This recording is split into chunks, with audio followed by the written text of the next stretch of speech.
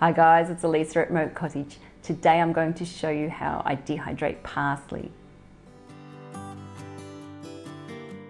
We are actually able to grow parsley all year round at Moat Cottage, but because we have abundance of parsley at the moment, it's a good idea to dehydrate some and put it away for the times where we're not so lucky, and if we have a bug infestation or something happens and the parsley just doesn't grow one season, we will have some, so we don't have to go out and buy it.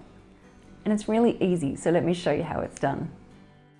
This is curly leaf parsley, but I would do the same with flat leaf parsley as well. I pick it, rinse with cold water and shake all the excess water off using a tea towel, and then break up the parsley florets, putting them on the drying rack, spaced out so that the air can circulate. But unlike vegetables and fruit, I have them a bit closer together because the parsley is so thin. I set my dehydrator to 35 degrees Celsius, that's 95 Fahrenheit. When the parsley is fully dehydrated, you can tell because it's sort of crunchy.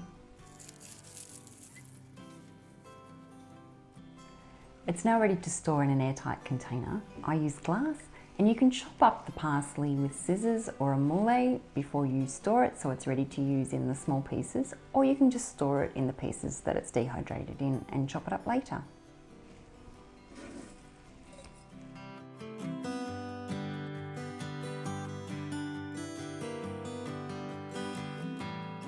So there's the dehydrated parsley. I still have 2 shelves to store away in glass jars, and we did pretty well in that dehydrating session, I think.